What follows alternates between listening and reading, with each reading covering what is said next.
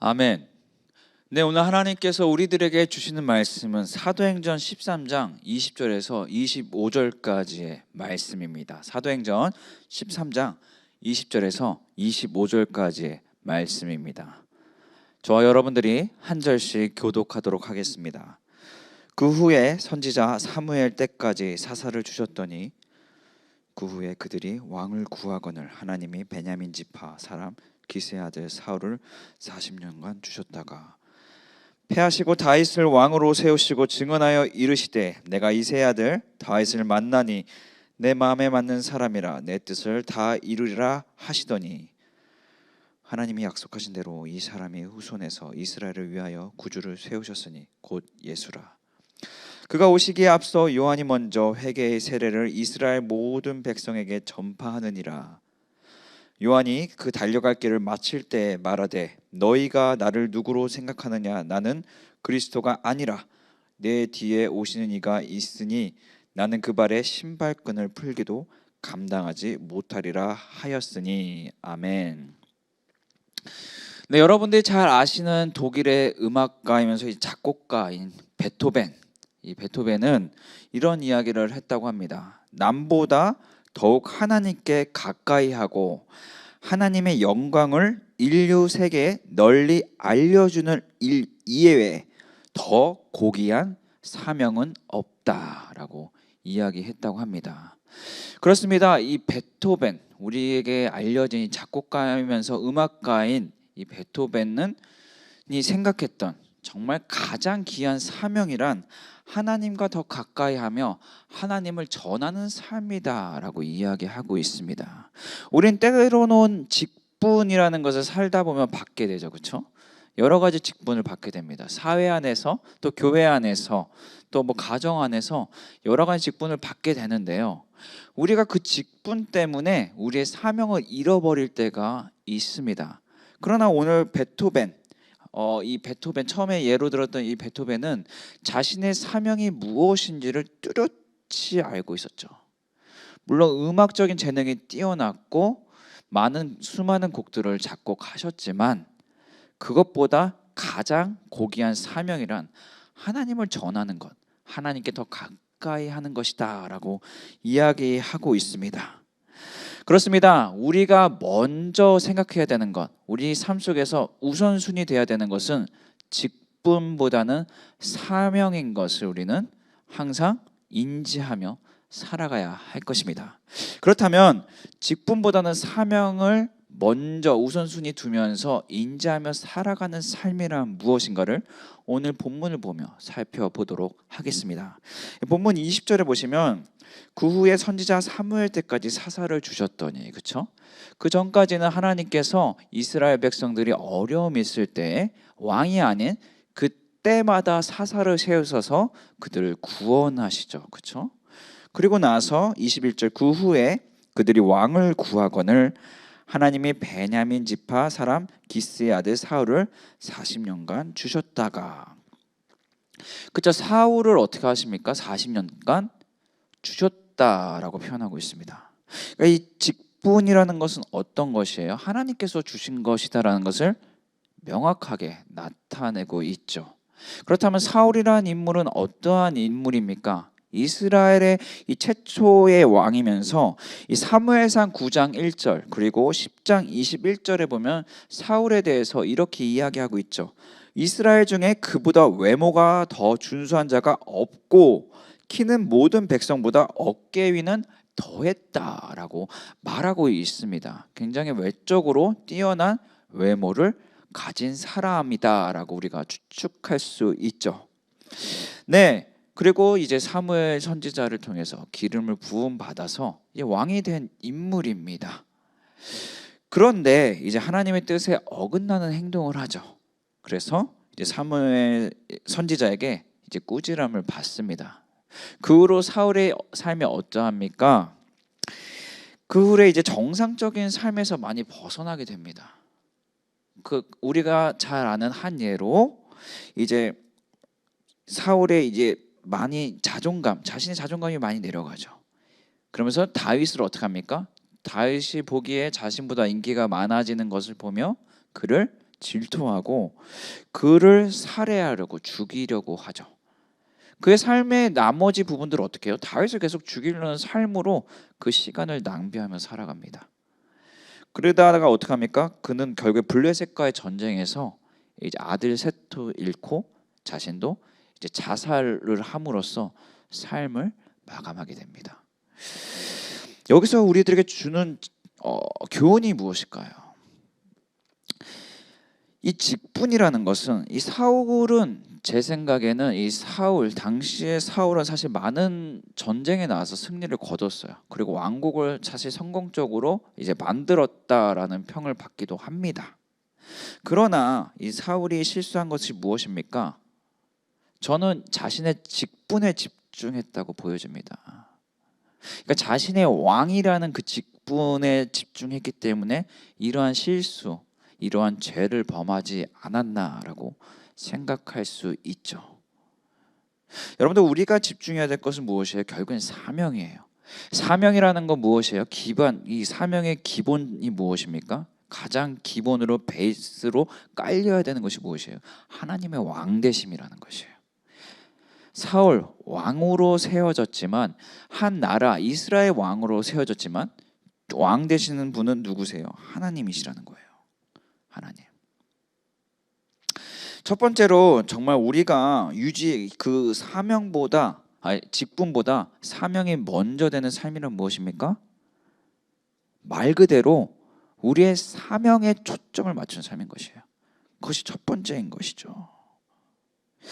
22절에 보시면 패하시고 다윗을 왕으로 세우시고 증언하여 이르시되 내가 이새의 아들 다윗을 만나니 내 마음에 맞는 사람이라 내 뜻을 다 이루리라. 그렇죠?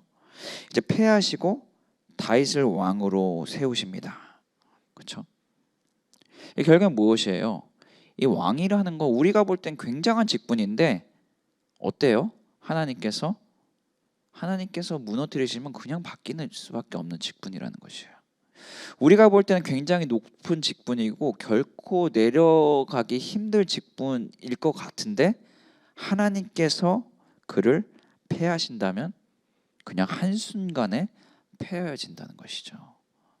그러니까 직분에 집착한 삶, 그것은 얼마나 어리석은 삶인가를 잘 보여주고 있습니다.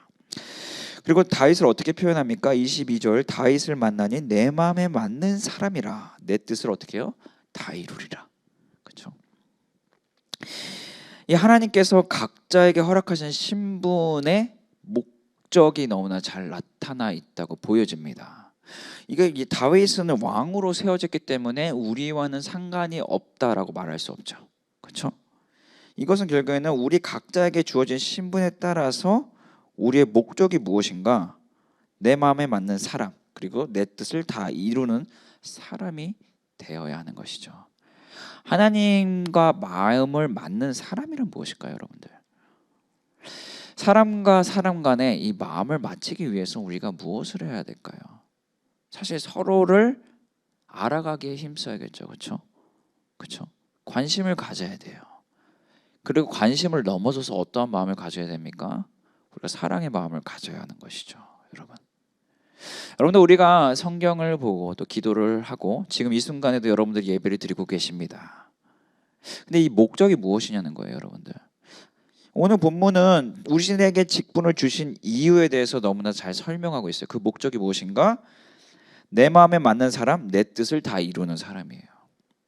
첫 번째는 무엇이에요? 하나님의 마음에 맞는 사람이 되어야 되는 것이에요. 마음을 맞는 사람이 된다는 건 하나님을 알아가게 힘쓰는 것이에요. 아까 베토벤이 이야기한 것 같이 누구보다도 내가 하나님과 더 가까이 가길 원합니다 하고 고백하는 것이에요. 두 번째 뭐예요? 내 뜻을 다 이루리라. 그렇죠? 하나님의 마음을 알 때 우리가 하나님의 뜻을 분별할 수 있는 것이죠. 우리가 이제는 성경과 기도를 하는 목적이 변화되어야 합니다. 이제는 혹시라도 그런 분이 여기는 안 계실 거라고 생각됐는데, 혹시라도 나의 뜻을 이루기 위해, 나의 소망, 나의 소원을 이루기 위해 성경을 보며 기도하고 계시다면 우리는 이제 목적이 변화되어야 되는 것이죠. 성장해야 되는 것이죠. 성경을 보는 이유, 기도를 하는 이유, 하나님의 마음을 더 알기 위해서, 더 나아가서 하나님의 마음에 맞는 사람이 되기 위함이 되어야 할 것입니다. 이어서 23절에 보시면 하나님이 약속하신 대로 이 사람의 후손에서 이스라엘을 위하여 구주를 세우셨으니 곧 예수라. 그렇죠? 하나님의 신분, 하나님께서 주신 신분의 그 각자에게 합당한 목적에 따라서 살아가는 삶을 통해서 이 다윗은 어떠한 삶을 누리게 됩니까? 이 사람의 후손에서 이스라엘을 위하여 구주를 세우셨어요. 그렇죠? 그분이 누구세요? 곧 예수님이세요.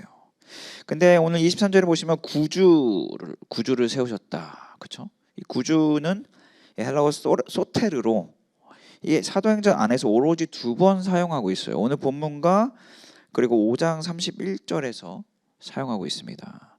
누구를 향하여? 예수님을 향하여 사용하고 있죠. 그렇죠? 그러니까 하나님, 정말 우리가 신분보다는 사명을 먼저 인지하고 살아가는 삶이란 무엇인가? 당연한 것인데 예수님을 구주로 인정하는 삶인 것이죠. 예수님 구주로. 그렇죠? 이어서 24절을 보시면 그가 오시기에 앞서 요한이 먼저 회개의 세례를 이스라엘 모든 백성에게 전파하니라. 이제는 우리가 사명이 더 중요하다. 직분보다는 사명이 더 먼저 앞서 나가야 되면 더 중요한 것을 알았습니다. 그렇다면 그 사명으로 무엇을 하며 살아가야 되는가? 그것은 24절에서 25절에서 너무나 잘 이야기하고 있죠. 이 베토벤이 이야기했던 것, 인류 세계에 널리 알려주는 일, 하나님의 영광을 인류 세계에 널리 알려주는 일이 무엇인가를 너무나 잘 보여주고 있죠. 24절에는 무엇을 이야기하고 있죠? 회개의 세례. 그렇죠? 우리가 전해야 하는 것 무엇이에요? 회개라는 것이에요. 회개. 근데 이 세례 요한, 우리가 세례 요한을 생각할 때 예수님의 오시기를 예비했다라고 생각하죠. 그것도 맞죠. 그러나 그럼에 동시에 세례 요한은 사람들에게 어떤 것을 정했냐? 예수님께 어떻게 해야 갈 수 있는가? 예수님께 가는 길도 전파했다고 보여집니다. 예수님께 간다는 건 무엇이에요? 회개가 필수적인 것이죠. 회개. 우리가 전파해야 되는 것 첫 번째로 회개인 것이죠. 두 번째는 무엇입니까? 25절에 보시면 요한이 그 달려갈 길을 마칠 때 말하되 너희가 나를 누구로 생각하느냐? 나는 그리스도가 아니라. 그렇죠? 그리스도. 아까 구주라는 개념과 이제 매치해서 설명할 수 있죠. 그리스도, 기름 부은 자라는 뜻을 가지고 있지만 어쨌든 여기서 말하는 그리스도는 무엇이에요? 모든 자들의 주인 되시는 것이죠. 구주 되시며 구원자 되시는 분을 이야기하고 있죠. 이어서 뭐라고 합니까? 이 세례 요한은 내 뒤에 오시는 이가 있으니 나는 그 발의 신발끈을 풀기도 감당하지 못하리라. 이 신발끈을 푸는 일은 유대인들이 경제적으로 어려워서 빚을 져서 어떤 노예로 살아갈 때도 하지 않았던 하찮은 일이라고 합니다. 근데 이것도 감당하지 못한다. 이것은 무엇을 나타내는 거예요? 예수 그리스도, 내가 예수 그리스도의 주인 되심을 나타내면 동시에 무엇이에요? 나는 예수 그리스도의 종됨, 난 예수 그리스도의 노예보다 못한 존재임을 나타내고 있는 것이죠. 여러분들, 우리가 나타내야 되는 것이 무엇이에요? 첫 번째 회개이고 두 번째는 예수 그리스도의 주인 되심인데 동시에 우리가 나타내야 되는 것이 무엇이에요? 우리가 예수님의 노예된, 예수님의 종된 정체성도 나타내야 된다는 것이에요. 하나님께 영광을 나타내는 삶이란 무엇이에요? 물론 자녀란 정체성이 있지만 주님의 종된 정체성을 어디서나 나타나는 삶인 것이에요. 오늘 본문의 세례 요한 25절의 세례 요한은 예수님의 주인 되심으로 끝나지 않았어요. 자신이 예수님의 그것보다 못한 존재임을, 그 일도 내가 감히 감당할 수 없음을 이야기하고 있습니다. 즉 자신의 최대의 표현으로 예수님을 높여드리고 자신을 최대한 낮추려고 노력했죠. 그것이 하나님께 영광을 돌리는 삶인 것을 보여주고 있습니다. 그렇습니다. 여러분들, 우리가 살아가다 보면 사회 안에서, 가정 안에서, 또 학업 안에서, 직장 안에서 여러 가지 어떤 직분으로 살아가게 됩니다. 그러나 우리가 직분보다 항상 중요하다 인지하며 살아가야 되는 것이 무엇인가? 그것은 바로 사명인 것이죠. 여러분들은 사명을 받은 자들입니다. 직분은 사명을 이루기 위한 어떤 도구일 뿐이죠. 어떤 툴일 뿐이죠. 근데 여러분의 직분에 집착하는 순간 어떻게 돼요? 오늘 본문의 사울과 같이 결국엔 22절 처음에 패하시고 주님께서 패하시는 그런 마지막을 맞이하게 된다는 것이죠. 여러분들, 날마다 사명을 기억하시기 소망합니다. 여러분들의 지금 가진 지위가 사명이 아닙니다. 베토벤도 음악가를 본인의 작곡을 본인의 사명이라고 생각하지 않았어요. 하나님을 나타내는 것, 인류 세계에 하나님의 영광을 나타내는 것을 가장 고귀한 사명이라고 고백하고 있습니다. 그렇다면 주님을 나타내는 삶이란 무엇인가? 회개와 그리스도의 주인 되심, 그것으로 끝나는 것이 아니라 내가 그리스도의 종보다도 못한 존재임을 인지하며 살아가는 삶인 것을 항상 인지하며 살아가셔서, 항상 기억하고 살아가셔서 그것을 나타내며 살아가신 삶을 통해서 날마다 여러분들의 삶을 통해서 많은 사람들이 주님께로 돌아오는 길을 따라서 정말 많은 자들이 구원받는 것을 체험하며 살아가시는 여러분들 한 분 한 분 되시기를 주님의 이름으로 축복하고 또한 소망합니다. 기도하겠습니다. 하나님께서 현재 우리들에게 주신 직분, 물론 그것이 영광스러울 수 있으나 그것보다 더 영광스러운 것은 주님께서 우리에게 주신 사명인 것을 다시 한번 깨닫습니다. 하나님, 우리가 직분에 집착하지 않게 하시고 하나님이 주신 사명에 집착하여서 정말 주님을 높이며 정말 주님의 주인 되심을 나타내며 우리가 정말 주님의 종도 될 수 없는 존재임을 인지하며 하나님 그 영광스러운 사명을 이루며 그래서 하나님의 나라를 나타내며 살아갈 수 있도록 성령님 인도하여 주시옵소서. 예수 그리스도의 이름으로 기도합니다. 아멘.